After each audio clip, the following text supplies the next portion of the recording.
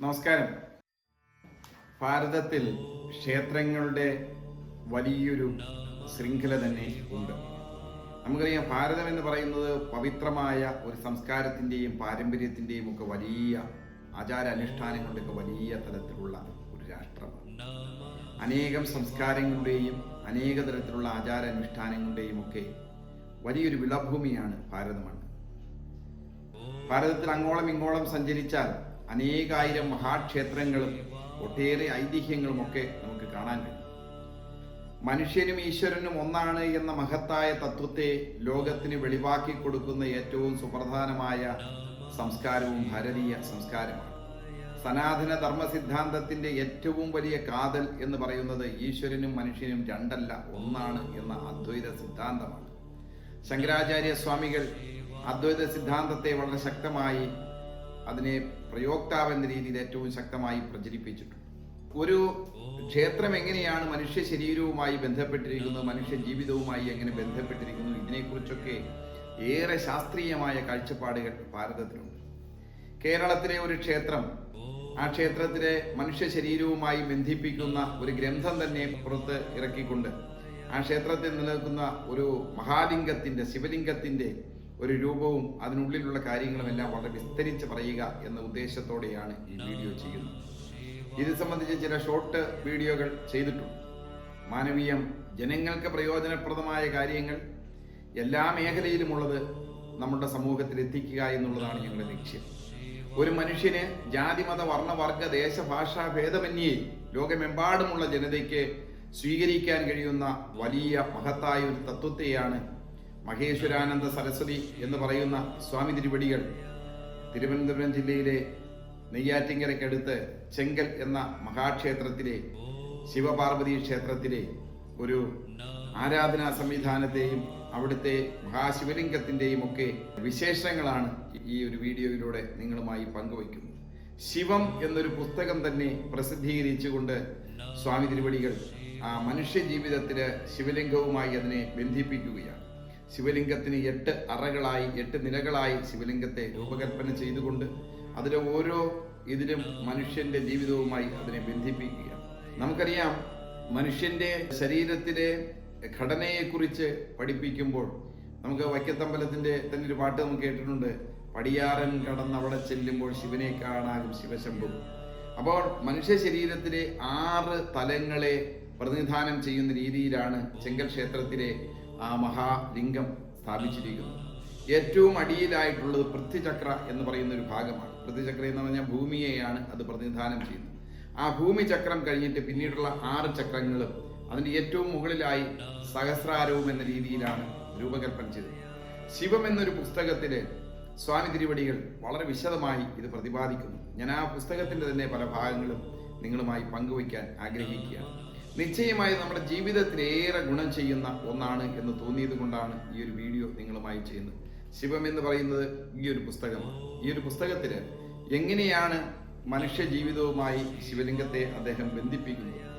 ഇദ്ദേഹമാണ് സ്വാമി മഹേശ്വരാനന്ദ സരസ്വതി എന്ന് പറയുന്ന ചെങ്കൽ ക്ഷേത്രത്തിന്റെ സ്ഥാപകനാണ്. അതിന്റെ ഇന്ന് അവിടുത്തെ മുഖ്യ ആചാര്യനായിട്ടുള്ള സ്വാമികളാണ്. ഈ ക്ഷേത്രത്തിൽ ദർശനം നടത്തണം, അല്ലെങ്കിൽ അവിടെ സന്ദർശിക്കണമെന്ന് ഞാൻ നിങ്ങളോട് അഭ്യർത്ഥിക്കുകയാണ്. കാരണം ഇത്തരത്തിലുള്ള കാര്യങ്ങൾ നമ്മളുടെ ഭാരതത്തിന്റെ മഹത്തായ ജ്ഞാനത്തെയും വിജ്ഞാനത്തെയും എല്ലാം നമുക്ക് മനസ്സിലാക്കി തരുന്ന ഒന്നാണ്. ഇവിടെ ആമുഖമായി പറയുന്നതിന്റെ ആദ്യ ഭാഗത്ത് മനുഷ്യ ശരീരവും മഹാലിംഗവും എന്ന ഭാഗത്തെക്കുറിച്ച് പറയുന്ന ചില കാര്യങ്ങൾ മാത്രമേ ഞാൻ നിങ്ങളുമായി ഇന്ന് ഷെയർ ചെയ്യൂ. ലിംഗം എന്നാൽ അടയാളമാണ്. നമുക്കറിയാം, ലിംഗം എന്നത് അടയാളം എന്നുള്ള രീതിയിൽ, സൈൻ എന്ന രീതിയിലാണ് ലിംഗത്തെ പറയുന്നത്. പ്രപഞ്ചമാതാവും പിതാവും ഗുരുവുമായ ഊർജ സ്രോതസ്സിന്റെ ഉറവിടം സാക്ഷാൽ ജഗദീശ്വരൻ പഞ്ചഭൂതാത്മകമായി പ്രകൃതിയിലും ഈശ്വരനിലും മനുഷ്യനും തുല്യമായി വസിക്കുന്നു. ഈ ശക്തി സ്രോതസ്സിനെ തന്നിലൂടെ കണ്ടറിയുന്നതിന് വേണ്ടി ധ്യാനം ചെയ്യേണ്ടതുണ്ട്. അതുകൊണ്ടാണ് തന്റെ ദേവനെ താൻ തന്നെ പൂജിക്കണം എന്ന് പറയുന്നത്. ഇന്ന് ലോകത്തിൽ ആചാര്യന്മാരും ഗുരുക്കന്മാരും അനേകമുണ്ടെങ്കിലും മനുഷ്യന് ദൈവത്തെ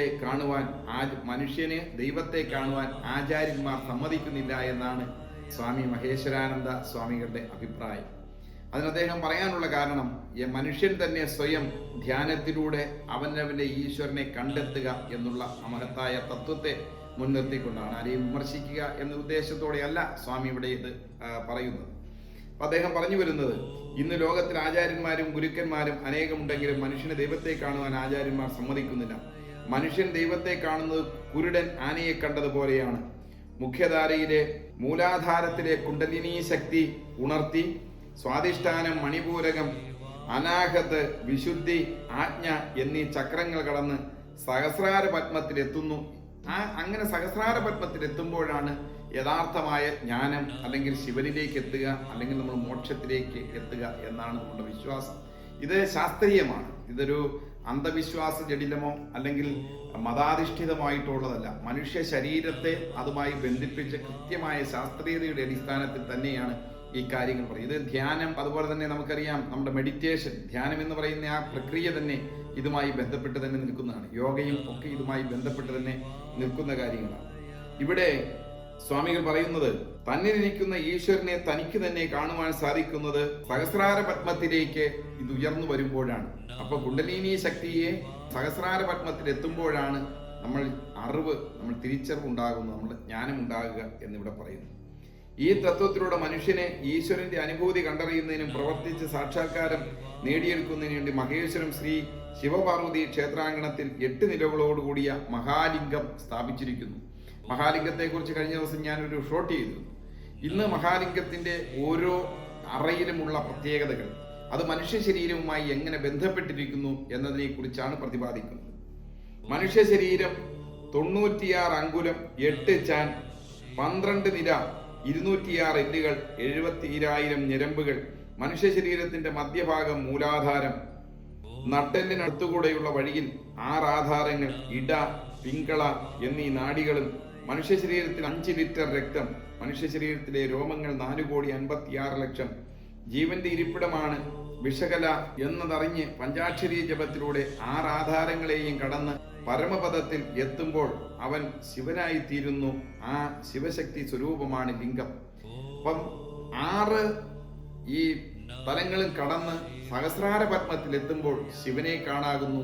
ശിവൻ എന്ന് പറയും പരമ ചൈതന്യത്തെ, ഈശ്വരനെ ദർശിക്കാൻ കഴിയുന്നു. അതാണ് ലിംഗം, ശിവലിംഗം അടയാളം എന്നാണ് ഇവിടെ സൂചിപ്പിക്കുന്നത്.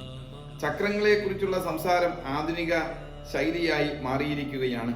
ജനനേന്ദ്രിയത്തിന്റെയും മനദ്വാരത്തിനും ഇടയിൽ സ്ഥിതി ചെയ്യുന്ന മൂലാധാരം, ജനനേന്ദ്രിയത്തിന് തൊട്ടു മുകളിലുള്ള സ്വാധിഷ്ഠാനം, നാഭിക്ക് തൊട്ടു താഴെയുള്ള മണിപൂരകം, വാരിയെല്ലിൻ കൂടുകൾ സന്ധിക്കുന്നതിന് തൊട്ട് പിന്നിൽ നിൽക്കുന്ന അനാഹത്, തൊണ്ടക്കുഴിയിലുള്ള വിശുദ്ധി, പുരികങ്ങൾക്കിടയിൽ വർദ്ധിക്കുന്ന ആജ്ഞ, ശിരസിന്റെ മേൽഭാഗത്ത് സ്ഥിതി ചെയ്യുന്ന സഹസ്രാരം.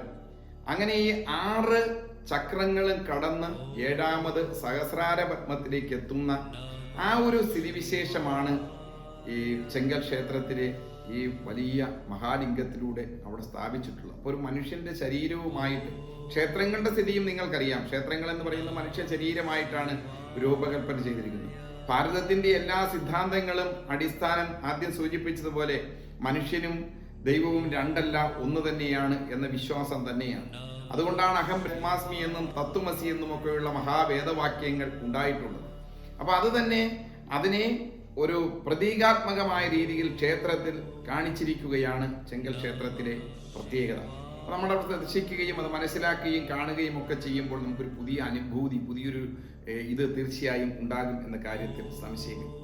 ഇനി ഓരോ കാര്യങ്ങളായി സ്വാമിജി പ്രത്യേകമായി മൂലാധാരം എന്താണ്, എങ്ങനെയാണ്, ശരീരമധ്യത്തിൽ സുഷുമ്നയുടെ ഏറ്റവും അടിത്തട്ടിൽ താമരപ്പൂവിന്റെ ആകൃതിയിൽ 4 ദളങ്ങളോടുകൂടി സ്ഥിതി ചെയ്യുന്നു. അവിടെയാണ് കുണ്ടലിനി ശക്തി സ്ഥിതി ചെയ്യുന്നത്.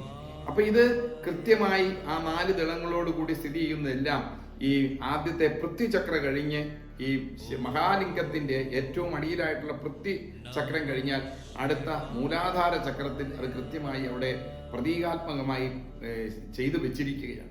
നമുക്ക് ചെന്ന് കഴിയുന്ന ആളുകൾക്ക് അതിനകത്തുള്ള എല്ലാ കാര്യങ്ങളും 64 ഭാവങ്ങളെയും 108 ശിവലിംഗ പ്രതിഷ്ഠകളെ കുറിച്ചുമൊക്കെ വളരെ കൃത്യമായി ആ ഓരോ ചക്രം കടന്നു ചെല്ലുന്തോറും നമുക്ക് കൃത്യമായി മനസ്സിലാക്കി തരാൻ അതിനു വേണ്ടിയിട്ടുള്ള പ്രത്യേകിച്ചുള്ള ഗൈഡുമൊക്കെ അവിടെ തയ്യാറാണ്. അപ്പോൾ നമ്മൾ ഓരോ ചക്രം കടന്നു പോകുമ്പോൾ നമുക്ക് മനുഷ്യ ശരീരവും ജീവിതവും ഒക്കെയായി ബന്ധിപ്പിക്കുന്ന ഒരു കാര്യമുണ്ട്. അതുപോലെ തന്നെ സ്വാധിഷ്ഠാനം, മൂലാധാരത്തിന് മുകളിൽ നാഭിക്ക് താഴെയായി 6 ഇതളുകളുള്ള താമര പോലെയാണ്. അവിടെയാണ് ദേവത രാഗിണി. അതിലെ അക്ഷരങ്ങൾ ബാ ഭ മാ യാ ര ല ബല.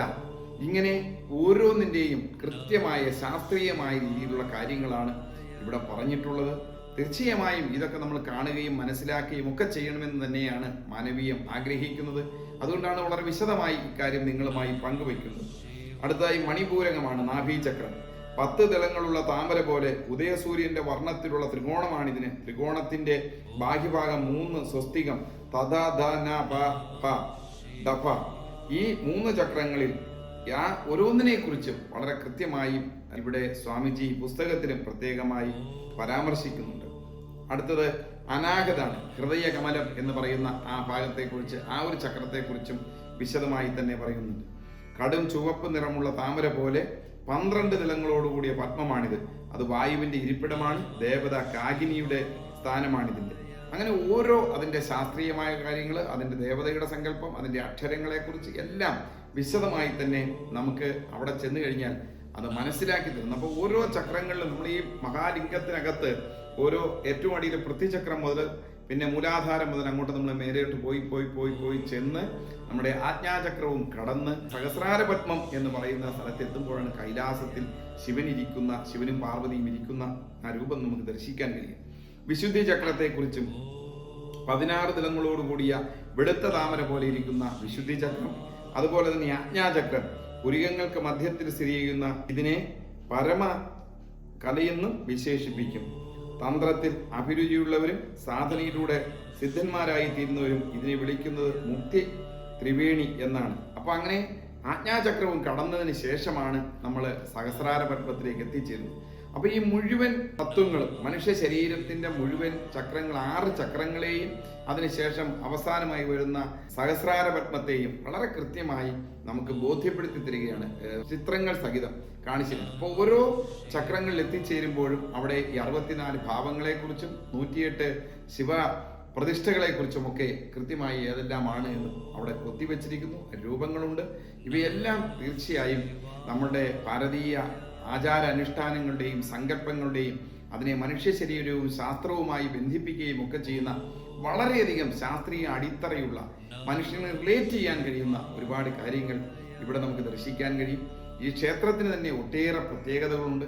അതിനോട് ചേർന്നിപ്പോൾ അതുപോലെ തന്നെ മറ്റൊരു ഭാഗം ഉയർന്നു വരുന്നുണ്ട്. ദേവലോകം, വൈകുണ്ഠം, അഷ്ടലക്ഷ്മികൾ, അങ്ങനെ എല്ലാം ചേർന്നിട്ട് വരുന്നു. അതിന്റെ മുകളിലൂടെ ഹനുമാൻ ഇങ്ങനെ ആ രണ്ടിനെയും ബന്ധിപ്പിക്കുന്ന രീതി ഹനുമാൻ കിടക്കുന്നു.